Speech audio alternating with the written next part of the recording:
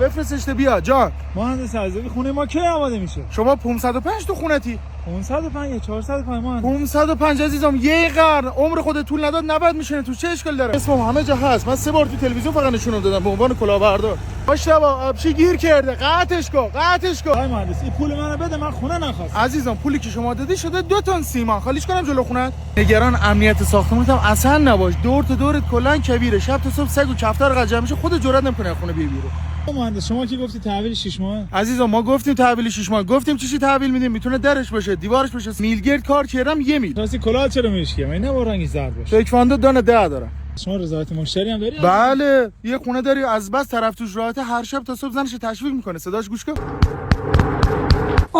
بنازم کارگر میخواد بیاری صبح تا غروب اینجا 20 تن ملات چاق کنه، 25000 تومن پول بهش بده، خودم کارت راه میندازم.